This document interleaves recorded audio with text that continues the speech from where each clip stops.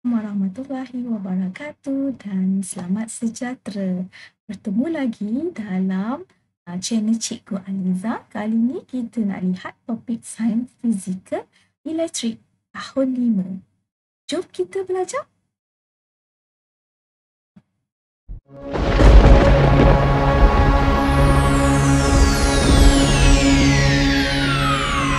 Ladies and gentlemen, may I have your attention, please?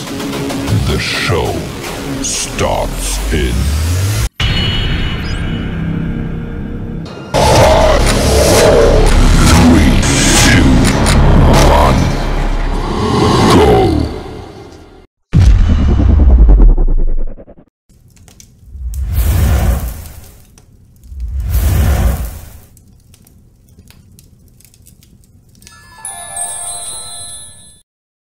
Baiklah, di dalam sains fizikal dengan tajuk elektrik tahun 5 ini, okey, mari kita lihat bersama-sama apakah standard kandungan yang akan kamu pelajari. Baik, untuk standard kandungan topik ini, 5.3 keselamatan pengendalian peralatan dan penjimatan elektrik. Okey, untuk standard pembelajaran, kita akan lihat 5.3.1 menjana idea faktor yang mempengaruhi penggunaan tenaga elektrik dengan menjalankan aktiviti. 5.3.2 menjelaskan dengan contoh kesan kecuaian pengendalian peralatan elektrik. 5.3.3 memerihalkan langkah keselamatan ketika mengendalikan peralatan elektrik. Dan 5.3.4 dapat menjelaskan pemerhatian tentang keselamatan pengendalian peralatan dan penjimatan elektrik melalui lakaran, TMK, penulisan atau lisan secara kreatif. Seterusnya, kita akan lihat apakah faktor yang mempengaruhi penggunaan tenaga elektrik di dalam topik ini. Jom menjadikan kehidupan kita lebih mudah dan selesa. Penggunaan peralatan elektrik secara tidak berkhemah boleh menyebabkan penggunaan tenaga elektrik yang tinggi. Kita perlu menanggung kos tenaga elektrik yang digunakan. Penggunaan tenaga elektrik secara berkhemah dapat mengurangkan bil elektrik bulanan kita. Jadi, apakah amalan yang dapat menjimatkan penggunaan tenaga? Jom kita lihat bersama-sama. Okey, di sini cikgu nyatakan beberapa amalan yang dapat menjimatkan penggunaan tenaga elektrik. Okey, pertama, menggunakan kipas berbanding dengan penyaman udara. Di mana jika kita menggunakan kipas angin di rumah, penggunaan tenaga elektrik kita akan dapat dijimatkan berbanding jika kita menggunakan penyaman udara. Okey, amalan kedua, menutup suis lampu semasa tidur.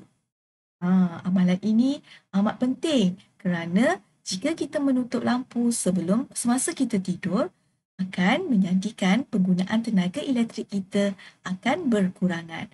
Secara tidak langsung dapat menjimatkan penggunaan tenaga elektrik. Amalan ketiga, tidak membiarkan peralatan elektrik terpasang jika tidak digunakan. Seperti contoh di dalam gambar. Jika kita tidak berada di kawasan ruang tamu ini, seeloknya kita tidak perlulah memasang televisyen, lampu, aircon atau penyaman udara, dan juga lampu di bahagian luar. Kita perlu menutup semua peralatan ini sebab jika tidak ada orang di ruangan ruang tamu ini. Sama juga jika kita berada di dapur atau di ruang bilik. Jika kita tidak menggunakan apa-apa atau jika kita tidak berada di dalam kawasan tersebut atau ruang tersebut, seeloknya lah kita jangan biarkan peralatan elektrik dipasang begitu saja. Kerana dengan mengamalkan, dengan tidak membiarkan peralatan elektrik terpasang begitu saja, ia akan menjimatkan penggunaan tenaga elektrik. Okey, yang keempat, tidak membiarkan peti sejuk terbuka untuk jangka masa yang lama. Contohnya lah, jika kita nak ambil apa-apa sahaja, alat atau bahan ataupun makanan di dalam peti sejuk, cepat-cepat buka dan cepat-cepat tutup. Nah, langkah ini akan dapat menjimatkan penggunaan tenaga elektrik. Okey, dari segi gambar yang cikgu berikan ini, okey, yang gambar yang kamu lihat ini, gambar pertama ini lebih merujuk kepada peralatan, penggunaan peralatan. Okey, untuk gambar kedua, ketiga, keempat ini lebih kepada tempoh masa penggunaan elektrik itu. Okey, mari kita lihat slide seterusnya. Okey, ini juga adalah amalan yang dapat menjimatkan penggunaan tenaga. Seeloknya mengurangkan penggunaan pemanas air semasa di bilik mandi. Okey, maksudnya bila kita dah habis guna ataupun kita dah guna, okey, atau seelok-eloknya kita mengurangkan penggunaan pemanas air. Kalau hari panas tak perlulah kita nak memakai pemanas air. Kecuali lah kalau hari itu betul-betul sejuk, barulah kita onkan pemanas air. Jadi dengan cara ini kita akan dapat menjimatkan penggunaan tenaga elektrik di dalam rumah kita. Okey, dan yang kelima ini, okey, yang kelima seterusnya ini, okey, menggunakan lampu jimat tenaga seperti lampu LED dan lampu Kalimantan yang padat berbanding dengan lampu filament. Contohnya tengok di dalam ni, kita lebih digalakkan menggunakan lampu LED ataupun lampu Kalimantan padat berbanding kita gunakan lampu filament. Okey, kat dalam rumah maksudnya kita pasangkan lampu LED atau lampu Kalimantan padat ini di kawasan dapur, okey, di kawasan ruang kerja, okey, ataupun di pos rumah kita.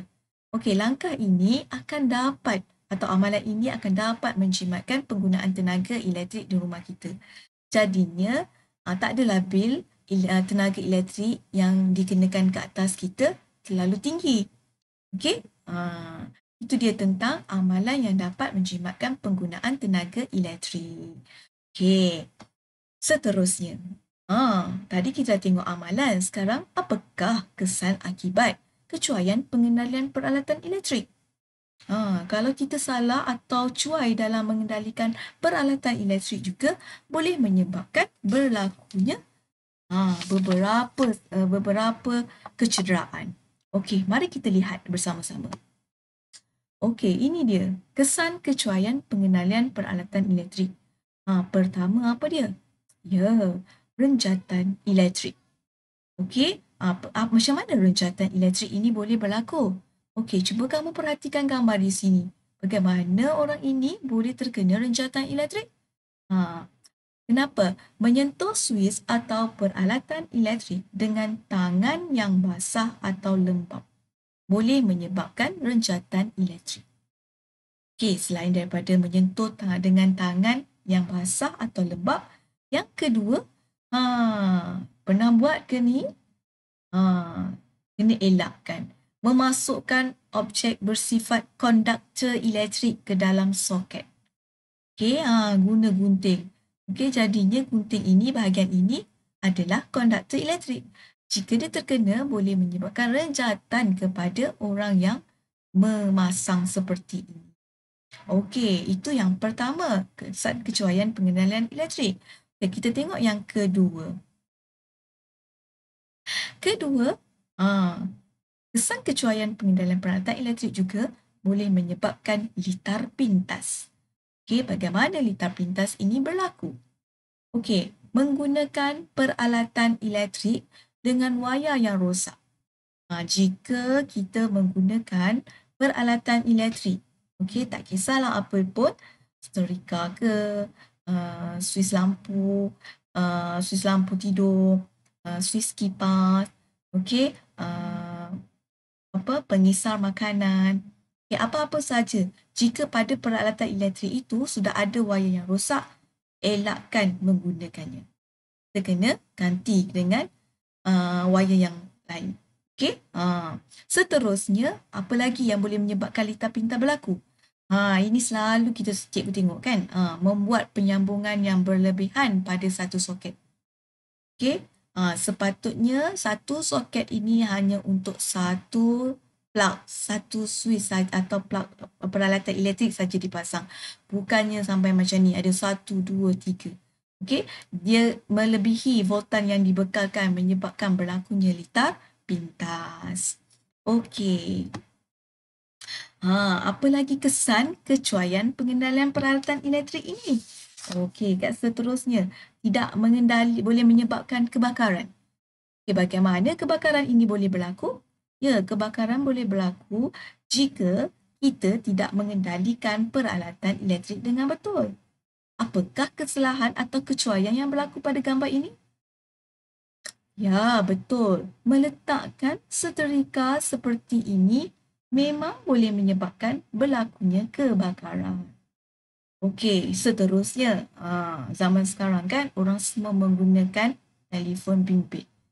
Okey, jika kita membiarkan peralatan elektrik dicas terlalu lama seperti telefon bimbit ini, boleh menyebabkan berlakunya kebakaran. Jadi, kamu dah tahu dah, jika kecuaian kita mengendalikan peralatan elektrik boleh menyebabkan banyak kesan-kesannya kan? Jadi kita kena elakkan dan menggunakan peralatan atau mengendalikan peralatan elektrik dengan berhati-hati. Okey, seterusnya. Apabila kita terkena arus elektrik secara berlebihan, kita akan mengalami kecederaan dan mungkin boleh membawa kepada maut. Oleh itu, kita perlulah mengamalkan atau mengendalikan langkah-langkah keselamatan semasa kita mengendalikan peralatan elektrik. Maksud cikgu, maksudnya kita kena mengamalkan langkah-langkah keselamatan semasa kita mengendalikan peralatan elektrik dengan selamat. Di sini cikgu kongsikan cara mengendalikan peralatan elektrik dengan selamat. Mari. Okey, pertama, cuba tengok gambar yang pertama ini. Okey, tengok gambar yang ditanda pangkah ni. Macam mana nak mengendalikan? Okey, pastikan tangan kering semasa menyentuh switch. Okey, ni tangan dia basah kan? Tak boleh buat macam ni. Pastikan tangan kita kering semasa menyentuh switch. Okey, tadi kan kita tengok apa kesannya kalau salah mengendalikan boleh menyebabkan rencatan elektrik kan? Ini boleh mengakibatkan rencatan elektrik. Okey. Kedua, peralatan elektrik yang rosak hendaklah dibaiki oleh pihak yang bertauliah seperti gambar yang ini. Okey, dia ada langkah-langkah, nampak dia ada mengamalkan etika pemakaian semasa mengendalikan peralatan elektrik yang rosak. Bukan main betul atau bukan main baiki sahaja. Okey, kita kena mengamalkan langkah-langkah keselamatan. Okey, macam ni tak boleh. Okey, kena panggil, kita kena menghubungi mana-mana orang yang bertauliah untuk membaiki peralatan elektrik kita yang rosak. Okey, seterusnya bagaimana lagi cara? Okey, kita perlu apa? Sambungkan hanya satu plug pada satu soket. Bukan seperti gambar ini. Okey, ini salah. Boleh menyebabkan apa? Kebakaran kan tadi. Okey, kita kena pasang hanya satu plug pada satu soket. Okey, pada satu-satu masa. Okey, ketiga, keempat, wayar yang rosak perlu diganti dengan wayar yang baharu. Okey, kita tak boleh melekat-lekat seperti ini. Tadi kan menggunakan wayar yang rosak kan boleh menyebabkan kebakaran. Jadi kita kena buat apa? Boleh menyebabkan litar pintar. Jadi kita kena menggantikan wayar yang rosak dengan wayar yang baru. Okey, dan yang seterusnya, switch pada soket perlu dimatikan sebelum mencabut plug daripada soket. Maksudnya bila dah habis guna peralatan, matikan dulu switch pada soket ini. Kemudian barulah dicabutkan plug ini. Bukan cabut terus tanpa mematikan soket. Kerana keadaan ini boleh membahayakan orang yang mengendalikan peralatan elektrik tadi. Betul kan? Okey. Seterusnya, mari kita lihat aktiviti Ria. Okey, menganalisis penggunaan tenaga elektrik di rumah. Kamu boleh rujuk di buku teks muka surat 134. Okey, kat situ ada cikgu nyatakan. Okey, gambar di muka surat 34. Okey, apa yang kamu kena buat? Okey, tengok. Kumpulkan beberapa bil elektrik kamu di rumah. Okey, sebab kamu tak boleh share dengan kawan-kawan, tapi kamu boleh kumpulkan beberapa bil elektrik kamu di rumah. Ataupun kamu boleh tanya kawan-kawan kamu, seorang-seorang. Okey, contohnya kamu nak hubungi kawan kamu seorang. Okey, tanya bil elektrik rumah dia. Okey, perhatikan jumlah bil yang perlu dibayar pada setiap bulan. Dan bina carta palang berdasarkan maklumat yang dikumpulkan. Nampak ni bina carta palang. Okay. Ketiga, dapatkan maklumat tentang cara penggunaan peralatan elektrik di rumah daripada ahli keluarga secara temu bual. Okey, kemudian bolehlah cadangkan cara-cara untuk menjimatkan penggunaan tenaga elektrik di kediaman kamu dalam bentuk peta pemikiran di buku tulis sains. Macam mana nak buat? Dekat buku tu tulis nanti kamu nyatakan cara-cara untuk mengurangkan penggunaan tenaga elektrik di dalam rumah kamu. Okey, kamu boleh gunakan seperti contoh yang cikgu beri. Tengok, buat peta pemikiran macam ni. Okey, lukiskanlah gambar mentol ini. Kemudian letakkan jawapan kamu di dalam bulatan-bulatan kecil ini. Ini dipanggil peta pemikiran.